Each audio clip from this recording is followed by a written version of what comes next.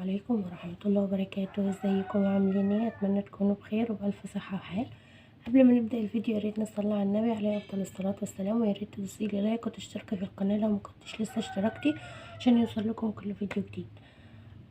عارفة ان انا بتأخر في الفيديوهات قوي وما بعملش الروتين بتاعي وكده، بس والله ده بسبب عدم التشجيع وان انا معايا بنوتة وكده. فمعلش استحملوني وياريت تشجعوني وتعملوا اشتراك وتشتركوا في القناة وتفعلوا زر الجرس وتدوسوا لايك على الفيديو ده، لان الفيديو ده مهم جدا علشان خاطر ده فيه لبس الكوكي، بقيت اللبس الشتوي بتاعها، بقيت كسوة اللبس الشتوي، فهوريها لكم وياريت تقولوا لي رأيكم وعجبتكم ولا لا. اول حاجة انا جبت لها البيجامة دي، بصوا هو ده البنطلون بتاعها. هي عامله زي بابا نويل كده، يعني هي عجبتني، قلت مثلا ايه البسها لها لراس السنه وكده هتبقى حلوه. وكمان يعني انا مش هلبسها لها لراس السنه وخلاص، هي بزنط كده اهي، هو ده الزنط بتاعها، وهي اهي هي دبدوب كده، والايد اهو كم اهو. صراحه دي اللي لبستها، يعني دي هي اللي لبست دي، كانت جميله قوي عليها. انا جبت لها البيجامه دي يعني ايه للنوم، ان هي تنام فيها وتقعد بيها في الشقه وكده، لكن الترنجات الخروج دي انا هوريها لكم. يعني البيجايم القطيفه اللي انا هوريها لكم دلوقتي ايه، ديت انا جايبها لها للنوم وان هي تقعد بيها في الشقه وكده. وديت البيجامه دي على فكره ومشيتها ناعمه جدا وحلوه قوي. البيجامه ديت كانت عامله 150، فبصراحة كانت حلوة قوي وسعرها كمان حلو وعجبني. تمام، ودي كانت على قدها كبيرة السنة بس كانت مظبوطة عليها. وديت البيجامة التانية اهي، ده لونها، ده البنطلون بتاعها اهو، هو باستك من هنا كده، وديت الرسمة بتاعتها اهي، بطوطة كده اهو، هي عليها رسمة البطة دي، وهي من هنا برضو من على الكم كده باستك، ومن هنا كمان هنا كده باستك، ومن جوه ناعمه جدا. طبعا الرسمه دي بتبقى لابسه لبس تاني يعني، وخامتها تقيله، يعني ديت يعني خامتها تقيله شويه. وديت كانت عامله 175. تمام، زي ما انتوا شايفين كده، بصراحه هي حلوه قوي يعني. برضو دي برضو علشان خاطر ايه تنام فيها وتقعد بيها في الشقه وكده، برضو علشان خاطر وهي قاعده في الشقه لو حد جه او كده فتبقى ايه حلوه يعني معاها.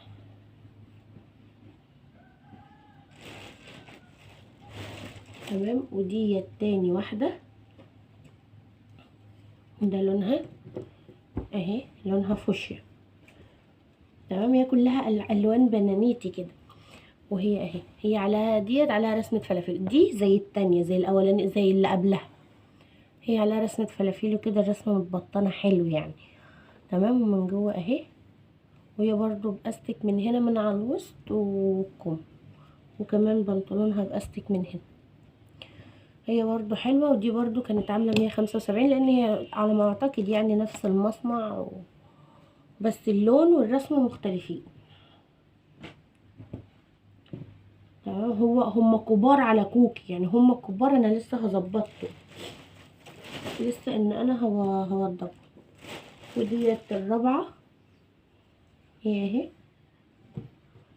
هي اهي، ده بنطلونها احمر كده وفي قلوب بيضة، ومن هنا اهو باستك برضو. ديت بقى ال اللون البلوزة غير لون البنطلون، دي البلوزة بتاعتها لونها رصاصي، والفلافيل ودانهم والبلوزة بتاعتهم نفس البنطلون، نفس نقشة البنطلون. هي اهي برضو من هنا باستك، وبرضو من الكولا برضو هنا وهنا برضو، وخامتها برضو ناعمة وحلوة قوي وتقيلة، يعني ممكن تكون اتقل سنة من اللي قبلهم. وديت كانت عاملة 200 جنيه. تمام، طبعا انتوا عارفين ان الاولى كانت 150 والاتنين التانيين 175، وديت كانت عاملة 200. تمام. دولت البيجامات اللي انا وريتها لكم اللي هي القطيفه ديت، انا جايبهم لها ان هي تنام فيهم، تقعد بيهم في الشقه كده. لا كنت عايزه اجيب لها دفايات للنوم، بس بصراحه ما لقيتش دفايات تقيله تعجبني. كلها دفايات تتلبس تحت الهدوم، وطبعا ديت هي عندها منها من ساعه ما اتولدت يعني. ف بصراحه فما لقيتش عجبني، فقمت ايه قلت انا هجيب دولت مكانهم، يعني ان هي ايه تنفيهم تقعد بيهم في الشقة وكده. لكن الترنجات الخروج مثلا اللي هي مثلا تلبسها مثلا واحنا طالعين رايحين عند حد او كده، او مثلا لو هتنزل تحت عند جدها او كده تحت، فهو ده ترنجات ميلتون حلوة قوي وخامتها حلوة جدا. وعلى فكرة دي ترنجات خروج، يعني انا جايباها من المحل على اساس ان هي ترنجات خروج.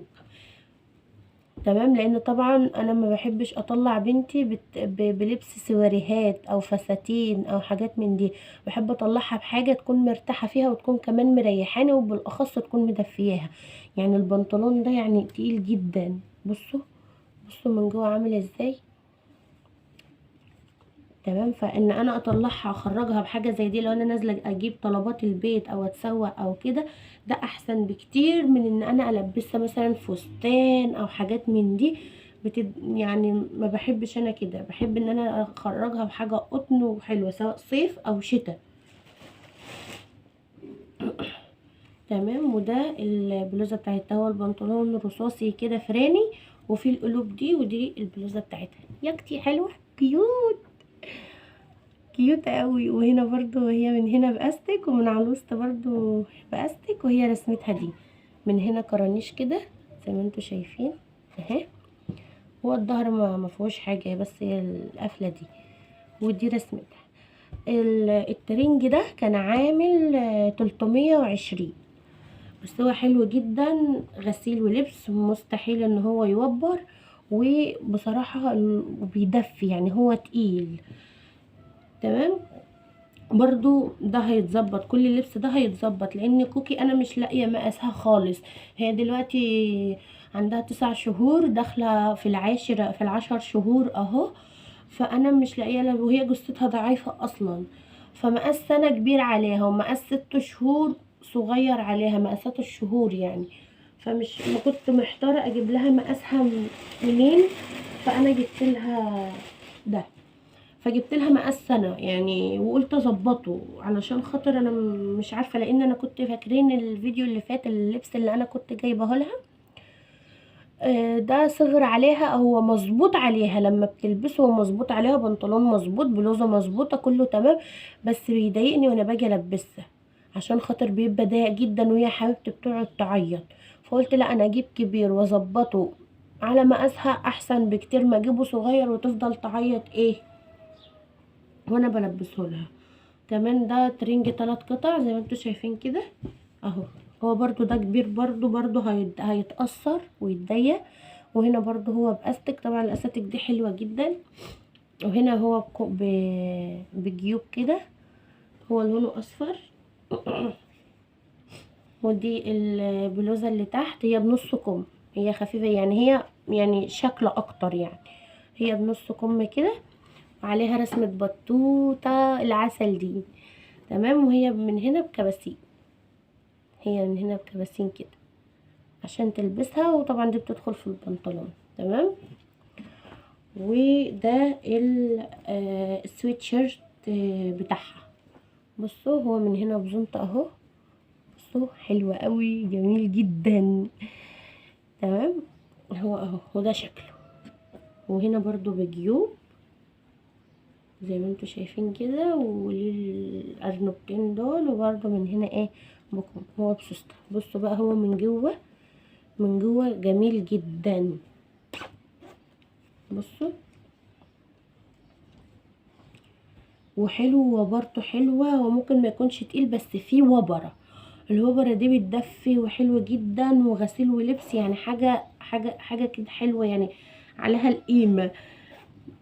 وحلوه جدا. وبصراحه انا عايزه اقولك ان الهدوم الشتوي بالذات ما تسترخصيش فيها، علشان خاطر يا هي من غسله واحده يا تبقى حلوه يا تبقى وحشه بس. فانا ما بقاش جايبه مثلا طقم بكذا. هو غالي، واللبس دلوقتي كله عامة غالي، سواء نظيف او مش نظيف هو غالي، وغالي جدا. فطالما انا هجيب بالغالي وهدفع فلوس، فانا لا، بدل ما اروح اجيب مثلا 5 ترنجات، لا انا ممكن اجيب 3 ترنجات خامتهم حلو. تمام كده هيكون احسن، علشان خاطر الاول ما الترنج يوبر. شكرا معاك. تمام ثواني كده، هو في فاضل ترنج بس هو خلص. ايوه اهو. تمام، ده بقى الترنج دولت بناطيل، دي بناطيل فاني باني. دولت انا هما مش لبنتي، انا جايباهم لبنت اخويا. تمام، وكنا جبنا حاجتها. طبعا انا ما صورتش الحاجات دي معاكم لانه طبعا هي حاجات خاصه، يعني ما ينفعش ان انا اصورها، يعني مش تبعي. فكان ناقصها البناطيل دي، فانا جبتها لها معايا كده. هي دي كان ناقصها الالوان دي يعني. تمام. وده الترنج بتاع كوكي، الترنج التالت. هو زي الاصفر بالظبط، بس اللون والرسمة مختلفة. تمام، هو اهو، هو برضو باستك، هو نفس التفاصيل بتاعته بالظبط، بس الرسمة مختلفة. معلش انا عاوزة انام. هو ده عليه كلبوبة كده، وبرضو بكباسين من هنا، وهو من هنا اهو، نفس التاني بالظبط، نفس الاصفر بالظبط. صح، انا نسيت اقول لكم الاصفر عامل 265 وده عامل برضو 265. حلو جدا اهو، برضو باستك من هنا، هو نفس التاني نفس الاصفر بالظبط. وبرضو القطتين الحلوين دول والرسمة بتاعت الكلبة دي. تمام كده، بتنفخ بتبعت بوسة لحد تقريبا مش عارفة، وبتنشف مناكير مش عارفة بتعمل ايه.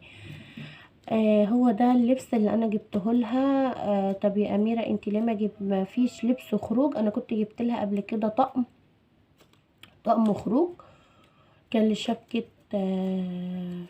بنت عمي يعني، بس انا ما وريتهولكمش. وريته كان طقم واحد، نزلت يا دوبك جبته كده وخلاص. فانا جبت لها الترنجات ديت كده ان هي تخرج بيها احسن واريح.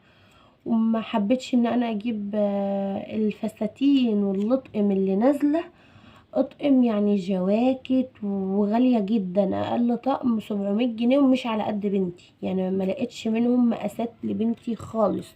حتى الفساتين الميليتون زي اللي انا كنت جايبه لها زيها قبل كده، برضو ما فيش منها على مقاس بنتي. وطبعا اللبس الخروج لازم يكون على القد، خاصة ان احنا مش بنخرج كتير، والفترة اللي جاية مش هنخرج كتير يعني، بقى هتعرفوا معايا في الفيديوهات الجاية.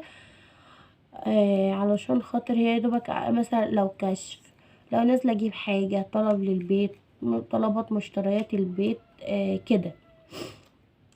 فانا جبت لها الترنجات دي، 3 ترنجات الاخرى دولت، وهم حلوين جدا وخامتهم حلوة جدا وممتازين، وهم اصلا ترنجات خروج، يعني هو مكتوب ترنج خروج، وهو خامته حلوة جدا ونضيف جدا زي. فانا اصلا ما بحبش ان انا اخرج كيان بلبس اللي هو السهرات بقى واللطم، بالاخص ان احنا بنبقى يا دوبك رايحين نجيب طلب للبيت وراردين على طول من السوبر ماركت. فما بحب ان انا لبست ترنجي من ده، حاجة قيمة وشيك. والقطيفة التانيين تقعد بيهم في البيت يعني، في الشقة وكده. وهنا نكون وصلنا لنهاية الفيديو. حطوا لايك بقى علشان خاطر كوكي، لو انتوا بتحبوها وبتحبوا حاجتها ومشترياتها حطوا لها لايك. ويا ريت تشتركوا في القناة وتفعلوا زر الجرس علشان خاطر انا عاوزة القناة تكبر بيكو. انا المفروض ان القناة هتتم سنة شهر 3 اللي جاي، وطبعا اول ما تتم سنة انا محققتش يعتبر حتى ربع الشروط. فياريت تقفوا جنبي وتدعموني علشان خاطر اوصلكم. والله في كمية فيديوهات حلوة قوي انا عايزة اعملها وانزلها لكم، بس بصراحة ما بلاقيش تشجيع، فياريت شجعوني ودوسوا لايك هنا علشان خاطر كوكي، وعلى كل الفيديوهات التانية، وروحوا اتفرجوا على كل الفيديوهات اللي فاتت اللي تخص كوكي، هتعجبكم ولبسها هيعجبكم جدا. اشوفكم على الف خير ومع الف سلامة، اشوفكم في فيديو جديد.